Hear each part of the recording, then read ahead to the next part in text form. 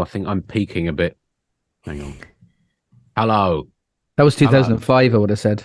God. That recent. Wow.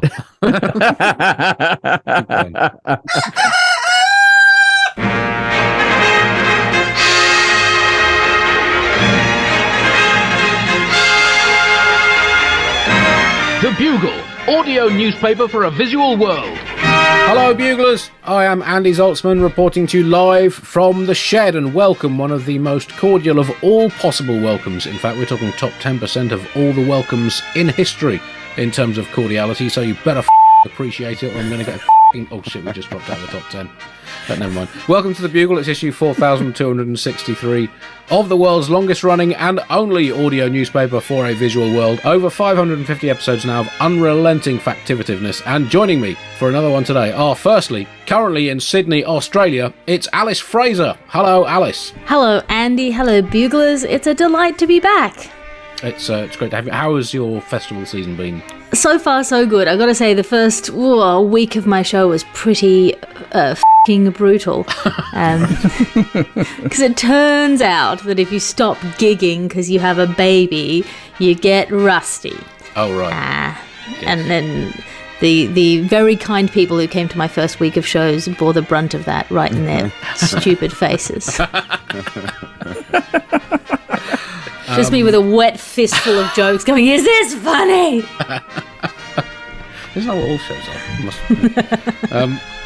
are? Also joining us, I don't know exactly where, to be honest, is Neil Delamere. Neil, where are you? What year is it? I am in your bedroom while you're in the shed. I am remodeling your house. Oh, right. What are you doing with it? Your wife and family say hello. Well, I'm moving it. I'm moving it slightly to the European Union. I just thought you'd like to try it out for a little bit, and then you can make a decision in a while. Yeah, a bit of nostalgia. We'll see how it goes for 40 years, and then if it's really working objectively very well, we'll move. Yeah, but what I'd like is if you could split between your children and your wife, like the bare minimum amount of people who want to move the house, then we'll move it on that basis. Okay. Okay. We'll do that. And in 40 years' time, I'll be in about the right age bracket to impose that decision on future generations. So it's all going to work. It's all going to work very well.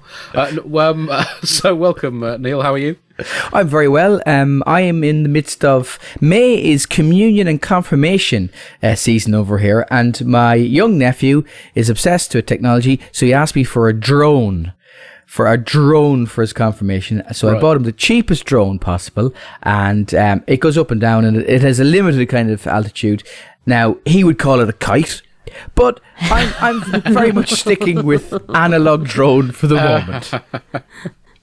Well, that's good, and also, I mean, it's a religious time, and what is God if not the original prototype drone floating above us, snooping on our lives? I was going to say the original prototype kite. Isn't that the spine? And therein lies the great schism between the major religions: drone or kite. Andy, yes. Not to make this personal, but is there more stuff in your shed than the last time I saw the inside of your shed? Well, that's a good question, Alice, and that very much depends how you look at it, because what I've actually done is tidy the shed and organise it. So there's more stuff now on shelves and less stuff on the floor, which, as you can see, is... Oh, I've never seen the floor of your shed, and I've been in your shed at least 8 times. Yeah. So, no, it's... I think there's about the same amount of stuff. I've taken some stuff out. I've brought some stuff in, mostly cricket memorabilia, and I've tidied up. We should explain that your shed is Marie Kondo would walk in and just go, no. No. Just turn around and walk out. He must live a life very full of joy. No, it's just a bit disappointing because I was playing a game where I just took pictures of the increasing amounts of junk in the background, and I was going to animate it to look like your shed was creeping up on you. Yeah, it starts off kind of normal, then it goes to hoarding, then it goes to full-on Channel 5 documentary, to be honest with you. There's a point at which there's an intervention will have to be staged. Well, as long as I can still move enough to shuffle my bits of old cricket stuff around, then that's fine. It's your happy space. Yes. I'm recording surrounded by this assorted junk. No way to describe your panellists. On the 15th of May, 2023, a day on which, in the year 1905, the city of Las Vegas was founded at a ceremony in which officials dressed in white flared trousers, spangly white shirts with the top few buttons undone, and gold-rimmed sunglasses. They declared Las Vegas inaugurated, and the founders then, in a series of musical statements outlining the city's constitution, called for less verbal discussion and more concrete deeds and progress in the expansion of their new city. They then toasted for its hope for long life as a city, before a minor earth tremor left the officials saying they were, to a man, feeling completely shuddered. A decision was made to build a prison on a rocky promontory, and they did also vote to bring in the world's first dating service, but in the spirit of competitive American entrepreneurialism, invited potential contractors to submit bids to run it. The song Love Me Tender thus rounded off the city's founding day celebrations on this day in 1905. As always, a section of the Bugle is going straight in the bin. This week, after Tom Hanks threatened that AI could allow him to continue starring in films long after the unlikely event of his death, we review the forthcoming big-budget AI-enabled blockbusters that give movie fans the castings they've always dreamed of but never seen, including the romance sizzles on the screen and off the screen as a young Clark Gable attempts to woo fellow detective Margot Robbie from Neighbours as they try to solve an unsolved murder in the ChatGPT-authored classic Whose Is This Corpse and How Did It Get Here? Rick Moranis and the early 20th century silent movie star Mary Pickford star together in Honey, I Elongated the Cat, a hilarious slapstick caper in which Moranis quite literally gets the silent treatment from Pickford after a botched experiment results in the family cat becoming 60 metres long.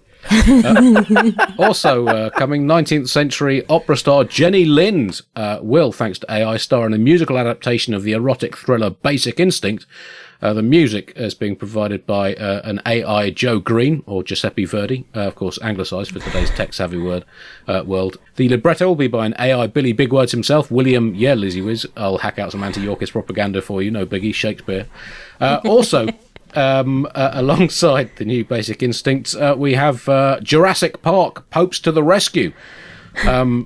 Starring an AI version of the 17th century Pope Innocent XI as himself in the latest from the Jurassic Park franchise, alongside his predecessors Calixtus III and elaborate ceiling fan Julius II. The popes find themselves brought back to life as part of a botched experiment to create a Christian Stegosaurus, and they have to rescue Jeff Goldblum, an AI Clara Bow, celebrity British micro Prince George, played obviously by a body double from the hangar of backup identical children the royal family keeps in secret in case of emergencies, and they have to rescue them from a rampant horde of Tyrannosaurus Rex Pope John XII hybrid crossbreed dino pontiffs, in which called Pontifex, in which the bad boy of 10th century papacy he finds himself in a flesh-rending, piddly-armed mega-carnivore reptile's body and wreaks havoc across the whole of a stunningly accurately rendered 6th century BC Babylon. What a film that is set to be. Reviews of all those in our section in the bin.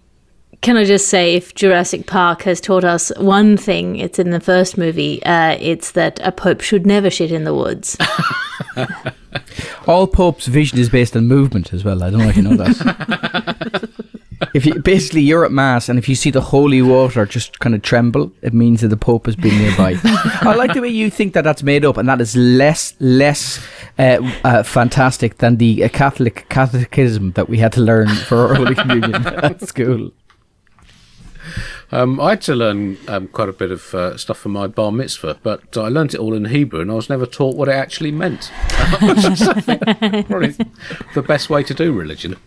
Do you know, if somebody from the DUP is listening to that entire fantastical film, the only problem they would have at the end is there's no such things as dinosaurs.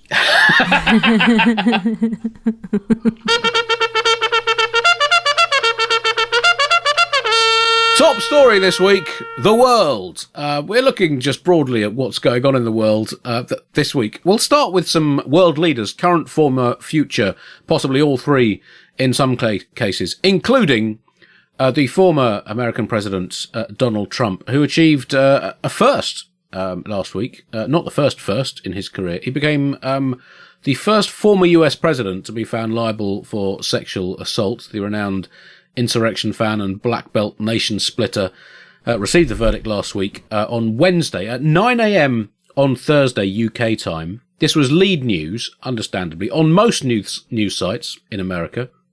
almost all, in fact, most in the UK, many around the world. But Fox News' website managed to find, somehow, 21 stories to put above the Trump verdicts on its homepage in one of the most spectacular displays of editorializing in the history of the internet, and that is a high bar. I mean, it used to be that a politician being found guilty of having a slightly overdue library book would feel the need to tearfully resign and set up a penance-driven charity to help people return things they borrowed on time. Now, for Trump, it seems being found to have sexually assaulted someone has given him a handy boost in the polling. Can either of you explain what the has happened to A, America, and B, the human race?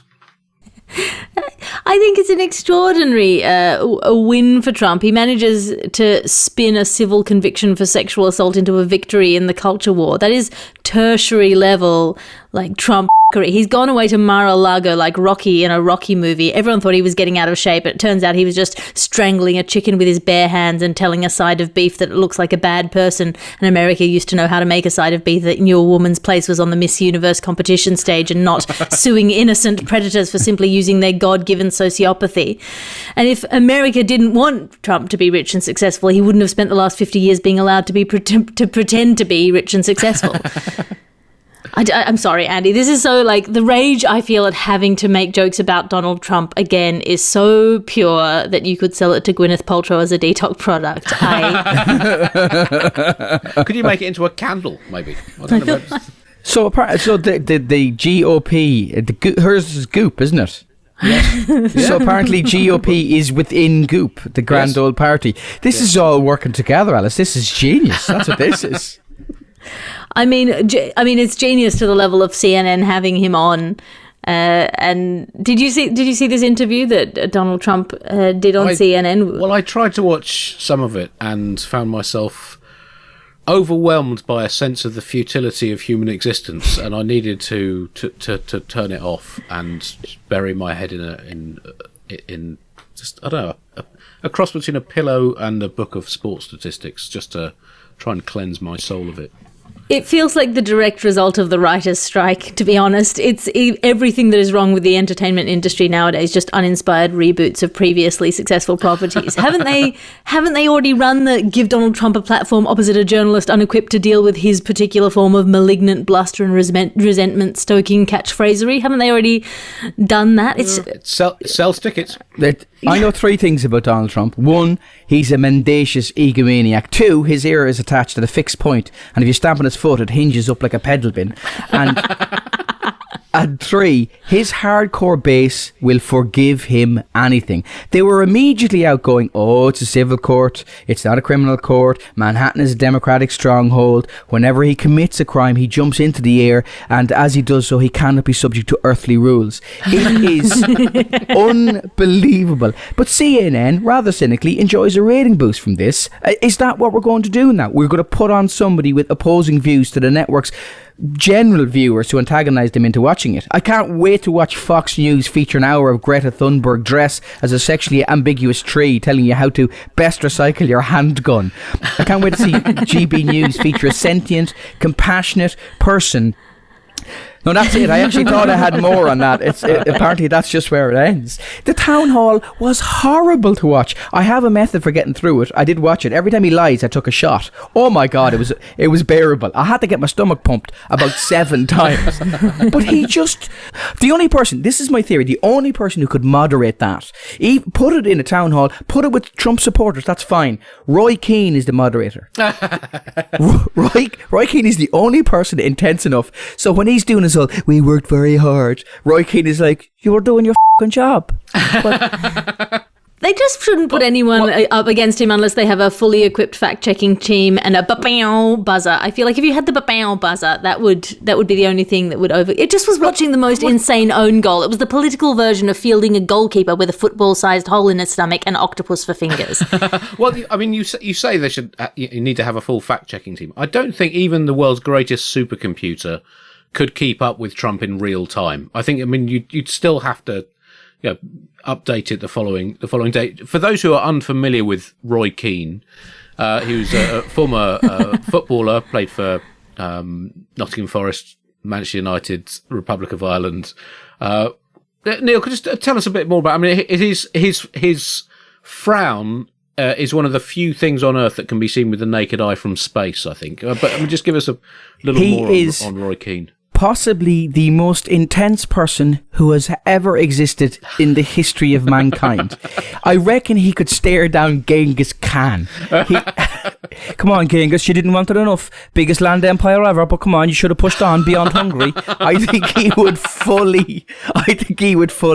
could put him in a Jaws film and he'd stare down the shark. That's how terrifying Roy Keane is. Yeah, I find anyone's descriptions of intensity always pales beside my brother, who, while eating an ice cream once, said, "Why is all pleasure unethical?" But you sort of can't blame him. He's just doing him. CNN softballing an adversarial interview with Trump is like trying to cure your irrational fear of spiders by filling your bed with extremely poisonous spiders. I don't understand why they did this. I mean, other than a sort of cynical ploy for ratings, but it's not like television is a dying art form. I mean, it was, for those who missed it, he was interviewed by CNN's Caitlin Collins, and we'll do a quick multiple choice question for you. Was Trump A, remorseful, humble, apologetic and conciliatory in the aftermath of his court case, then tuneful and emotional in his a cappella rendition of Nirvana's Anthem of Repentance, All Apologies? Or was he B, ragingly misogynistic, willfully deceitful, incandescently disrespectful towards A, the US justice system, B, women in general, and C, Caitlin Collins in particular, and also brayingly confident that there is nothing the American voting public want to represent them more than a lying sex pest? Answers on a postcard to the usual address, and please do mark your postcards Death of the American Dream. The only thing you could say about that in being convicted in terms of being a lying sex pest, as you said, is that there's a lot of controversy over which is better, a republic or a monarchy. It's good to see that in certain systems you can have both. Yeah, it's not always an either or. A lying sex pest can make their way in both systems. Yeah, that's good. Of course, despite Trump riding so high in the polls, it's not an absolutely done deal that Trump will definitely win the Republican nomination. In fact, just last week, his fellow Republican George Santos was charged with fraud, money laundering, theft of public funds and lying to Congress. He also has allegations of sexual misconduct hanging over him and appears to be congenitally incapable of telling anything even vaguely resembling the truth. So it could be that he proves a worthy rival to Trump in appealing to the Republican supporter base, if maybe he could just kill someone in cold blood live on national television. So I don't think it's quite as done a deal as people are saying. Moving across the Atlantic and across Europe as well, to the very far side of Europe and quite a big chunk of Asia, Vladimir Putin news now.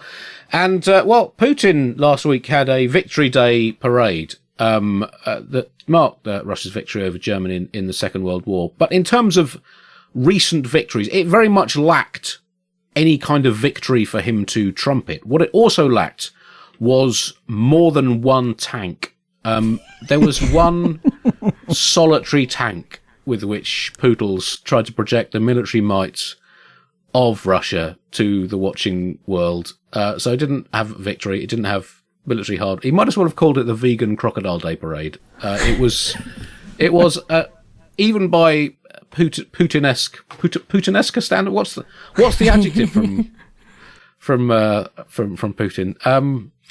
It was unimpressive by his current standards, even by his current standards. He did proudly brandish his many international trophies: Unnecessary Warmonger of the Year, Most Deluded National Leader, which is a really impressive title, not just to win, but to retain. That's akin to Snake with Fewest Legs. But it did invite the ridicule of the world to have one f***ing tank. Well, let's be fair, Andy. The rest of them were at work. I guess so, yes. Oppressing the people of Ukraine. Yes. I suppose, I guess he couldn't have called them back, could he? Surely you need more than one of something for it to actually be a parade. Like, 50 men in bowler hats and suits is an Orange Order parade. One man in a bowler hat and a suit is odd job going to the shops, isn't it? Like, in previous years, the Kremlin had 77 different types of aircraft and helicopters in the parade. And this year, they just had a man feeding baby food to a toddler going, here comes the plane, here comes the plane. Oh, it's been shot down by Ukrainian defensive positions. He is currently exuding all the dictatorial majesty and artfully configured power of a half-digested potato recently shat by a rhinoceros. So, I mean, what could Putin do to repair his damaged reputation with the watching world? I mean, what, if you were a careers advisor for him now, what would you be, or a PR advisor, what would you be suggesting? I think we're getting lost in the weeds here about whether it was a good or a bad military parade. Here's a tip. If you're marching your weapons down the street like a YouTube beauty influencer unboxing their latest Sephora cosmetics haul, you're not the innocent defender of the homeland you're painting yourself as. Just the very idea of a military parade, whether it's successful or not, is a weird, creepy, weird thing to do. Look, I'm sure there are some innocent men who've run an extremely normal military parade down the fascistically wide streets of your city to the wild applause of people who are sweating heavily for no reason. I'm just guessing that those innocent men have never included Vladimir Putin, a man who was reputedly born with some, like, enriched uranium in his tiny fist. Like a modern Genghis Khan. Well, you got to remember that this year he is probably more fearful than ever, given that terrifying assassination attempt by Kyiv. I mean, they've denied it, but judging by the sheer amount of explosives used it was an attempt on his life. I don't know if you saw the pictures, but they flew a drone into the Kremlin and tried to kill him by dropping what appears to be one lit match onto one or maybe two other unlit matches. So it's lucky he survived, and he's probably using that as an excuse to not, go full bore in the war. Ex-cricketer news now, and Pakistan's former Prime Minister Imran Khan was arrested and then released after the Supreme Court in Pakistan ruled his arrest was illegal on corruption charges that, many people believe to be not entirely open and honest. Now, Imran Khan is clearly a divisive figure. I mean, some people say he's in the top 10 cricketers of all time. Others disagree, mostly those who haven't studied his stats properly. He is certainly someone who's not quite the dominant figure he once was, largely because he retired in 1992 after a 2-decade-plus career, having led Pakistan to its only win in the Cricket World Cup. And there are many people who do not want him back. Well, he's 70 years old and he's lost a couple of yards of pace. So you can see why he does split opinion. It's a very complicated situation that... Really, other than a few cricket jokes, I don't have a lot on, to be honest. I'm going to lay my cards on the table here. But all I'm saying is, it does show that when prominent 1980s all-rounders go into politics, it's not always going to be a smooth path. And that's what I took from it all. Yeah. Yeah. I guess we can be thankful that Derek Pringle of Essex and England didn't follow suit and try and become our Prime Minister here. Yeah, because if he starts a war once he pops, like... You know what they say about ex-cricketers turned corrupt politicians. No rest for the wicket. Ouch. Oh. Yeah. Apparently they've turned off the internet in Pakistan because his party dominates the narrative online. So, former cricketer better at spin. Shocker, Andy. This has forced me to read... He wasn't a spin bowler. Yeah. No, I know, but I'm not suggesting he does all his own stuff either. Like, I'm just kind of loosely using a cricket term for the purposes of comedy. That's all I'm doing there. Oh, it's got to be accurate, Neil. Yeah. The whole thing falls apart. That's what causes Pakistani politics to fall apart, is my inaccurate use of bowling techniques. I mean, I stand corrected. I've been reading about Pakistan politics in recent years, and what a ride it's been. So Sharif arrested Benazir Bhutto, then she had him jailed when she got in, then he got back in and jailed her and her husband. Then Khan had Sharif and his brother jailed, who's now the Prime Minister, when Khan was arrested. So basically in Pakistan, your election expenses are posters, ads, jail, bail. That's your GoFundMe page basically says, with as little as $2 a day, you can protect Imran from the Aryan Brotherhood, the Crips and the Bloods when his tenure ends. $5 a day will furnish him with a shiv made from a sharpened toothbrush to protect himself. It's It's very interesting to watch, I have to say. His main focal point of enmity seems to be the leader of the army. And he said, there is no democracy in the army. And you think, well, I'd point out there's no democracy in any army. Very much the point of the army. Hannibal wasn't, let's take Rome. And the lads were like, I didn't vote for that. What about you, Dumbo and Nelly? Oh, she seems up for a bit of travel. She started packing anyway. I mean, if you had any foresight as a corrupt politician in Pakistan, you'd furnish the jail with like a really sweet cell, because that's where you're going to be staying in about 3 years. Yeah. Yes, yeah. Invest in prisons. That's yeah. I mean, I think if in Britain, if we had the same system, and I mean, judging by some of the people who've been prime minister, we would do well to head in this direction. Then I think that's the only way to get the government to properly invest in improving our prison stock. If it's got to have that element of self-interest. I would suggest maybe stopping referring to them as prison stock would be the part one. Have you sent many coffin ships to the colonies lately there, Andy? I was talking about the buildings, not the people. That's not how it came across.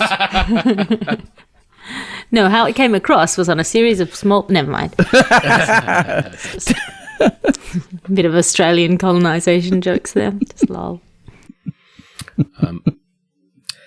What sort of bowler was he? Well, he was a glorious fast bowler with able to generate prodigious in-swing. I mean, I could go on for quite a long time. Let's move on. That did after he lost his pace, though, Andy. I thought that was quite important. You know, he was still skillful. Skillful, and also his batting got better and better. And you could make an argument that peak Imran Khan played cricket at as high a level as anyone in the history of the game. But look, this is not the podcast for that. It's not the podcast to discuss Imran Khan's stats from 1981 to 1987. It isn't. Absolutely isn't. Does Imran Khan's undeniably sparkling history with both bat and ball make you feel more kindly disposed towards his political corruption, or less kindly disposed towards his political corruption, Andy? Probably more, I think, to be brutally honest. You know, that's really what I've got against Putin, who's very, very poor cricketer. Very poor. Australia still digging for coal news. It's not stopping, Alice. The government in Australia has approved a new coal mine, despite having been elected on a climate action platform last year. What temperature do you think Australia will have to reach before deciding that burning environment-aggravating fuels might not possibly be in its own long-term interests? That's right, Andy. Aussie, Aussie, Aussie, oil, oil, oil, or as coal, coal, coal. We are a nation who is torn between two extremes.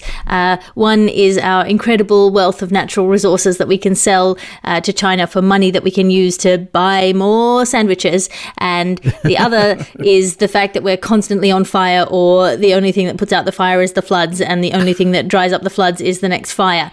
So it's a difficult thing to manage to negotiate our way through these choices. And I mean, it's not the government's fault. Their hands were tied. Genuinely, they have no option but to approve a new coal mine if nobody objects in the right way during the right time frame, which is sort of behind the bike sheds on a very small form in backwards writing, and send it on a pigeon to the moon, and then if it comes back, then they can stop the coal mine. And this is because Australia's laws are so friendly to people that want to dig the out of our land. Only one coal mine proposal has ever been blocked under these laws, and that is because all of the laws in Australia over the last 50 years that have anything to do with exploiting our natural resources were written with a hefty man holding a large club made of mining interests standing behind the people signing the legislation. So you really can't blame the government. Who you can blame is all previous governments in our entire system of government, and their hands deep, deep in the pockets of our mining interests. It does seem, when you don't know as much about it, obviously, as somebody who lives in Australia, it does seem that there's a weird kind of cognitive dissonance going on. So they've granted permission for a coal mine, but the government has also enshrined into law more stringent emissions reductions, like 43% by 2030. So it feels like someone's going, Okay, we're committed to reducing drink driving deaths, and to celebrate, free bar. Where is the party? It's in a venue completely inaccessible by public transport, so you will have to take the car. Mind yourselves, everybody. And on the other side of this, the environmental groups said they were opposed to the mine for fairly obvious reasons, but also because it might damage the habitat of animals like the ornamental snake. Now, I think you've undermined their necessity for the ecosystem if you've called them the ornamental snake. Like, the ornamental snake is vital for the functioning environment, as is the purely decorative platypus and the window dressing kangaroo. Oh, no, you don't understand the context whereby the ornamental snake is the one that isn't going to kill you. It's only an ornamental snake. Okay, right. Your leg will fall off, but I mean, that's as bad as it gets. The new mine, all mine, will produce 2.5 million tonnes of coal over 5 years. It will be used in steel making, other coal-related activities, building giant coal statues of Shane Warne, and being used as a prop in Parliament by politicians like Scott Morrison, the former Prime Minister, who once took a lump of coal into Parliament to show his support both for the Australian mining industry and for the end of the world. Yeah, they're caught between a rock and a hard place, and the rock is the coal and the hard place is the other coal that's still in the ground. And they have to dig it out, and all coal in Australia currently is an own goal. So it's a tough situation. It's a tough situation.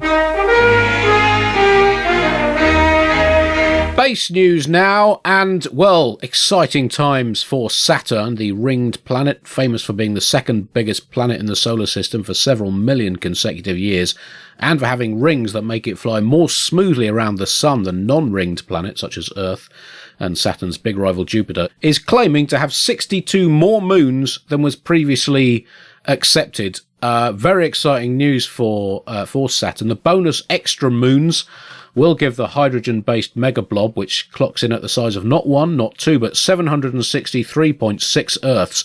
It'll give it a total of 145 moons, putting it above a very angry Jupiter in the most moons rankings. Earth still lags way behind with just the one moon, but sometimes it's more about quality than quantity. And what a moon we have, a no-frills moon just doing its thing, affecting the tides, getting bigger and smaller depending on how it's feeling. Now, in response to this, Elon Musk has proposed installing 150 additional moons for the Earth over the next 970 odd years to put us above Saturn and give the planet a real confidence boost heading into the fourth millennium. But the logistics and finance remain muskily obtuse. 145 moons. Imagine how confused the moths are. And they're always called Greek names like Phoebe or Titan. Never Keith. No. Daphne, Ban-Ki. That's what I'd be calling them. Yeah. It is hard not to see it as an implicit criticism of Neil Armstrong's achievement, though. It does. It is. It does seem like, we went to the moon. You went to a moon, Neil. Relax. There's at least 145 to go on that other planet. I would like to see humans land on each of Saturn's moons just to watch the degradation into profundity of the speeches that the astronauts would give as they land. Just, it starts with one small step for a man, one giant leap for mankind. But like 20 moons in, you're like, we wish you were here. And then 50 moons in, it's just 50% off all B&Q lawnmowers for one day only. It's just going to get worse and worse. Like, it should also be said that those moons aren't very big. Some of them are only a couple of miles wide. So that's not even enough to make you go full werewolf. I think you'd need a big moon for that. I think a little moon, you'd just be walking down the street one day and you just suddenly be able to lick your own testicles, but that would be it. Or you'd randomly start chasing a car for no reasons but have no other symptoms whatsoever. Well, also this is it's sort of stretching the definition of the moon in that a lot of these are parts of larger moons that got cracked up. And I feel like that's not fair to call each individual bit that is broken off a new moon, because apparently size is not part of the definition of a moon. It's not the, it's the motion of the ocean that it doesn't affect, I think, is the thing. But you can't just cut your dog in pieces and say, now I have 6 dogs. It gets you arrested. I wish you'd told me that 20 years ago. I love that dog. Dogs. The moons have been described in the moon press as, quotes, like a low-grade dumpling, pointlessly small. the kind of undersized orbiting gobbet of space bullshit that Buzz Aldrin wouldn't get out of fucking bed for, and a floating shit on a stick without the stick. So people are not that impressed. And you mentioned the names of them, and we are running out of mythological figures to name them after. And when you've got down to Amadonius, the ancient Greek mythological figure who gave Heracles a free kebab from his van when the 12 Labour Star was hungry after a big stables cleaning gig and was granted an eternal supply of chili sauce by a grateful Zeus as a result, you know you are scraping the barrel. So, I mean, could these new... I mean, the possibilities for what these new moons could be named after... I mean, could one be named after the Bugle? I think that's... I'd be happy to have a potato-shaped micro moon several million miles from the surface of Saturn to help publicise the show. Or maybe they'll just take the names of the top 32 tennis players in the current men's and women's rankings for the 62 new moons and just disqualify 2 for being especially Russian. So, you know. In other space news, well, it's the news that we've all been waiting for. Within just months, it will be possible for all of us on this planet to go to space and have a Michelin star meal for just $130,000 each. Paired wines are available for just $60,000 per diner. I don't know what the tipping is in, because you obviously got to add the tip on for... I mean, what do you tip in space? Because it's a French company behind it, and French tipping and, say, American tipping is very... I don't know, what is the... What do you tip in space? Does anyone know what... I mean, you can't tip in space because every direction is up. Right. I see that. It's tricky, isn't it? And these are the kind of side logistics no one really thinks about. How excited would you be by the prospect of having lunch in space for just $130,000? I would gladly pay $130,000 just on the very small chance that somebody is taking their beloved girlfriend up to space to show them this like incredible time high above the earth and proposes to her and she says no. This is this initiative from the space tourism company Zafalto, and they really want to have this like refined and elevated meal high up in the sky, Michelin star meal. Of course, any meal at that height is going to be elevated. But I just think if you apply the logistics of aeroplane food, this is even higher than that, which I got to assume means the food is even more disgusting. Well, there's no way this is going to go off smoothly. Most of the flight delays across Europe in the last few months have been caused by French air traffic control strikes. If you think that those lads are going to let you eat in space without the equivalent bump in pay and conditions for them, you are sadly mistaken. You'll be in your balloon, you look out your window, there'll be a load of lads in yellow vests in their balloon setting fire to a third balloon. That's what's going to happen. Well, I think it's it's a very important thing, this, for humanity. I think it sends a powerful message that, you know, for everyone watching on Earth, looking up at this balloon, it sends a message that anything is possible. Sorry, not anything is possible. It sends a message, bad luck, plebs, we'd love to help, but we're in space having a spot of lunch. But it's this question of lunch in space. Pigs in blankets in space presumably will be one of the dishes available. But the edge of it describes the edge of it's 15 miles above Earth, 25 kilometers. That is defined as the edge of space. But bearing in mind how far space goes, it's quite an unimpressive bit of. It's not like having lunch heading towards Alpha Centauri, is it? I mean, it's really stretching the meaning of it. It's like having a cup of tea whilst leaning on the Japanese embassy in London and then announcing to your latest travels to your friend saying, I've done Asia. It's just not that impressive for me. The menu, of course, is being designed by celebrity chef Skluton Malvain, fresh from the reopening of his perhaps too realistic Bible-themed New York restaurant Testamento, which had to shut down after on its opening night. There was a bit of an issue. The amuse-bouche of snake and apple pierogi had to be eaten before diners were allowed their clothes back. It was then followed by an arc flottante. There was no vegan option, on a morel flood topped with rillette of dove with peas. Unfortunately, the actual flood released into the restaurant did cause structural damage and the meal had to be abandoned before the pièce de résistance, crucifix with a resurrectio of rescued soul. But for the space trip, Malvain will be offering zero gravity gravlax. It's a logistical challenge, but a tasty one. A pollo eel heaven, which is a Spanish chicken eel dish. Tribute to the first lunar landings, served with all bitter gourd and Spudniks in soy sauce. And as nibbles, astronauts or cosmonauts, your choice.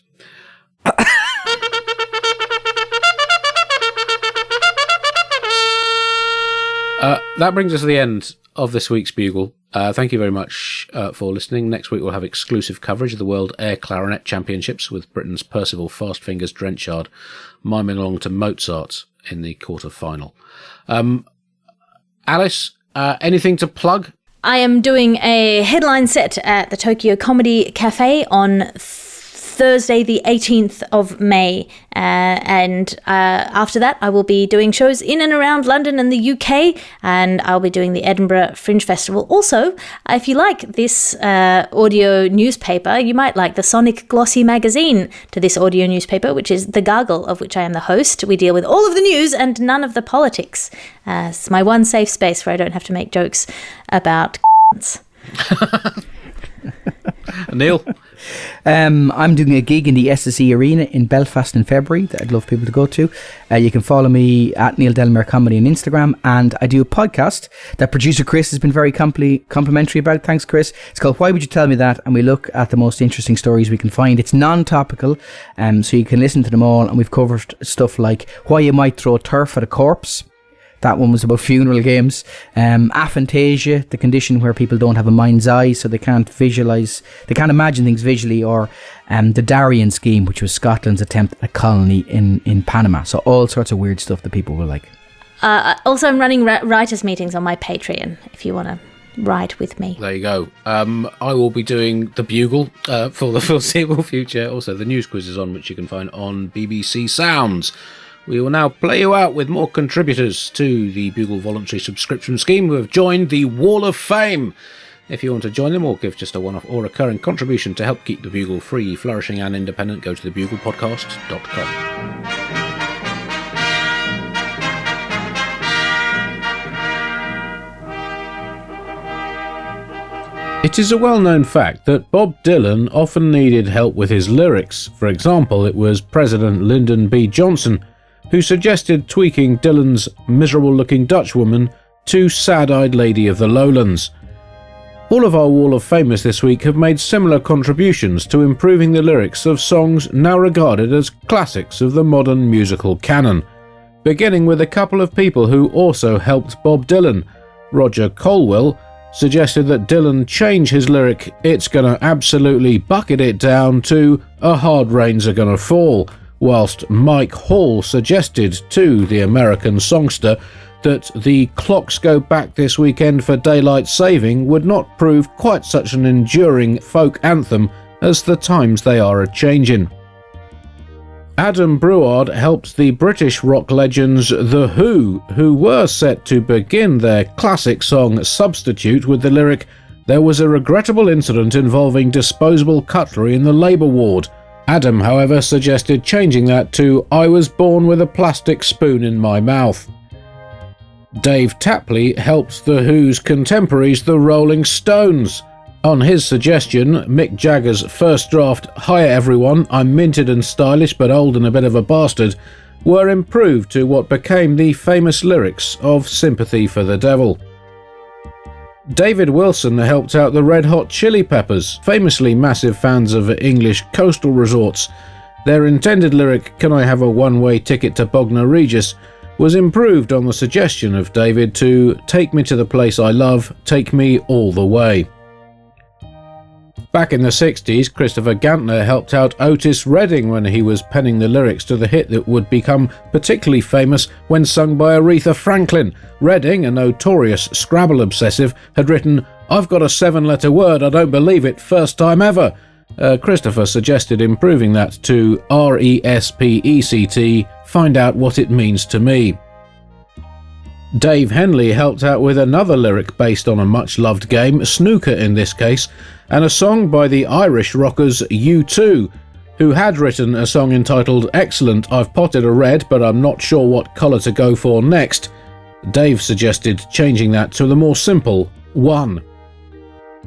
Tara Nash helped out Kate Bush change what was a rather prosaic Alps-based complaint, "The ski lifts are broken again," to the more iconic "Running Up That Hill." And Joe Riley stepped up to help the White Stripes change their rather cumbersome "It's about time NATO streamlined to just the US and 6 leading European military powers" into the catchier 7-nation army. And finally, Eric Knudsen turned James Brown's song about buying his father something to put his golf clubs in into the famous smash hit, "Papa's Got a Brand New Bag." Thank you to all our Wall of Famers once again.